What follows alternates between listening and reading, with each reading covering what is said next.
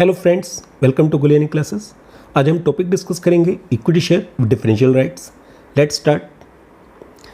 देखिए, equity share with differential rights issue करने के लिए एक कंपनी को कुछ कंडीशंस को पूरा करना पड़ता है। वन बाय वन उन कंडीशंस को डिस्कस करते हैं। सबसे पहली कंडीशंस आती है distribution of profits in preceding 3 years. जो company differential rights equity share issue करना चाहती है और जिस वर्ष वो company differential rights equity share issue कर रही है उसके पिछले 3 सालों में कंपनी एक्ट 2013 के सेक्शन 123 के अकॉर्डिंग उसने प्रॉफिट डिस्ट्रीब्यूट किया हो, ये जरूरी है। सेकंड कंडीशंस आती है no default in filing annual accounts and returns. Company जो है जिस वर्ष differential rights equity share issue कर रही है उसके पिछले 3 सालों में अपने सारे एनुअल अकाउंट्स और रिटर्न्स प्रॉपरली फाइल किए हो, यानी कि उनको फाइल करने में कहीं भी डिफॉल्ट ना रहा हो।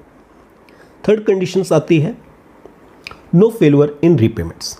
कंपनी जो है अपने जितने भी जो उसके पास डिपॉजिट्स हैं, पब्लिक डिपॉजिट्स, उन्हें टाइमली पे किया हो, उसके ऊपर अगर कोई इंटरेस्ट है उसे भी टाइमली पे किया हो। जो भी कंपनी ने डिबेंचर इशू कर रखे हैं उन डिबेंचर्स को उनकी मैच्योरिटी डेट पे टाइमली रीपे किया हो और कंपनी डिविडेंड को भी पे करने में कभी डिफ़ॉल्ट ना रही हो। ये ज़रूरी है उस कंपनी को ये सारी कंडीशंस को पूरा करना। फोर्थ कंडीशंस आती है ऑथराइजेशन इन आर्टिकल्स। जो company differential rights equity share issue करना चाहती है उसके लिए ज़रूरी है कि उसके आर्टिकल ऑफ एसोसिएशन में ये पावर दी गई हो, ये ऑथराइजेशन दिया गया हो कि वो differential rights equity share issue कर सकती है। अगर मान लीजिए वो आर्टिकल ऑफ एसोसिएशन में इस तरीके की कोई मेंशन नहीं है, इस तरीके का कोई आर्टिकल नहीं है, तो उस कंपनी को उस कंडीशंस में जो है जनरल मीटिंग बुलाकर उसमें एक स्पेशल रेजोल्यूशन पास करके आर्टिकल ऑफ एसोसिएशन को अमेंड करना होगा। नेक्स्ट कंडीशन आती है नॉट कन्विक्टेड। जो कंपनी है जो differential rights equity share issue करना चाहती है वो security exchange board of India act, security regulation act और फॉरेन एक्सचेंज मैनेजमेंट एक्ट यानी कि फेमा, इसके किसी भी प्रावधान का उल्लंघन करने का दोषी ना ठहराया गया हो।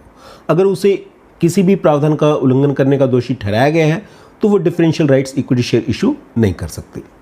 सिक्स्थ कंडीशन आती है इन्वेस्टर ग्रीवेंसेस। अर्थात जब भी कंपनी जो है जो भी इन्वेस्टर्स की शिकायतें आती हैं, उनकी जो ग्रीवेंसेस आती है उसे उसने टाइमली सोल्व कर दिया हो, उसे जो है कंपनी जो है इन्वेस्टर की ग्रीवेंसेस को सोल्व करने में कहीं भी डिफ़ॉल्ट या फेल ना रही हो। सेवंथ जो कंडीशंस आती है maximum limit of issue. Company जो है कितने शेयर्स इशू कर सकती है डिफरेंशियल राइट्स के।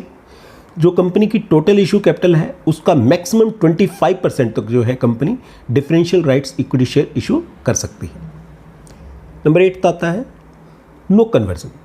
देखिए, जो कंपनी है वो अपने एग्जिस्टिंग इक्विटी शेयर्स को डिफरेंशियल राइट्स इक्विटी शेयर में कन्वर्ट नहीं कर सकती और ना ही फ्यूचर में डिफरेंशियल राइट्स इक्विटी शेयर्स को नॉर्मल इक्विटी शेयर्स में कन्वर्ट कर सकती है, यानी कि इनका आपस में कन्वर्जन नहीं हो सकता।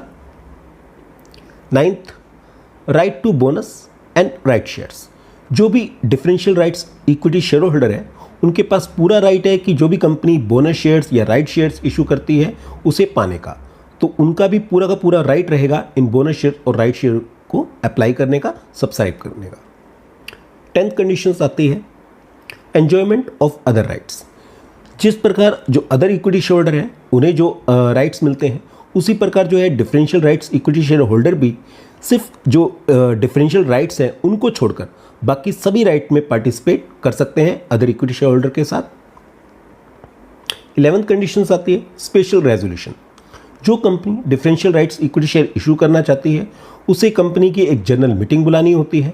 उस जनरल मीटिंग में जो है एक स्पेशल रेजोल्यूशन पास करके शेयर होल्डर्स की अप्रूवल लेनी होती है। जब शेयर होल्डर्स की अप्रूवल मिल जाती है तभी कंपनी जो है differential rights equity share issue कर सकती है।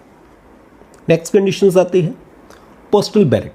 जो कंपनी लिस्टेड है यानी कि किसी स्टॉक एक्सचेंज BSE या NSE बॉम्बे स्टॉक एक्सचेंज या नेशनल स्टॉक एक्सचेंज पर लिस्टेड है वो कंपनी चाहे तो जनरल मीटिंग बुलाने की बजाय पोस्टल बैलेट से भी जो है शेयर होल्डर्स की अप्रूवल ले सकती है। उसके लिए जनरल मीटिंग बुलाना जरूरी नहीं है। 13th एंड लास्ट कंडीशंस आती है एक्सप्लेनेटरी स्टेटमेंट्स। जिस मीटिंग में जो है स्पेशल रेजोल्यूशन पास करना है उस मीटिंग के नोटिस के साथ एक्सप्लेनेटरी स्टेटमेंट्स जो है भेजना जरूरी है। उस एक्सप्लेनेटरी स्टेटमेंट्स के दो पार्ट होंगे। पार्ट 1 में ये मेंशन किया जाएगा कि जो डिफरेंशियल इक्विटी शेयर होल्डर्स हैं वो कितने डिफरेंशियल वोटिंग राइट्स जो है को कैरी करेंगे, इनकी वो किस टाइप के जो है डिफरेंशियल वोटिंग राइट्स को और कितने प्रोपोर्शनेट में कैरी करेंगे।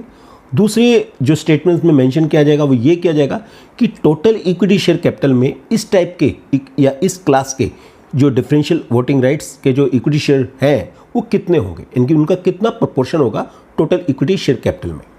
तो ये एक्सप्लेनेटरी स्टेटमेंट्स भी जो है बहुत ज़रूरी होता है भेजना नोटिस के साथ। अगर कंक्लूजन में कहें कि जो डिफरेंशियल राइट्स इक्विटी शेयर्स हैं उसका इंडिया में क्या फ्यूचर है या क्या प्रेजेंट सिचुएशन है। इंडिया के लिए जो है डिफरेंशियल राइट्स इक्विटी शेयर अभी भी एक न्यू कॉन्सेप्ट है, अभी इस पर ज़्यादा अभी हुआ नहीं है ज़्यादा प्रोग्रेस, लेकिन बहुत कामयाब है क्योंकि इसके दो मकसद होते हैं जो डिफरेंशियल राइट्स इक्विटी शेयर्स के। पहला इसका ऑब्जेक्टिव होता है कि जो अनचाहे टेक ओवर्स होते हैं, यानी कि जो अभी रिसेंटली जो है जैसे एलन मस्क ने ट्विटर को टेक ओवर करने की कोशिश की, इस तरह के जो अनचाहे टेक ओवर होते हैं उनको रोकना।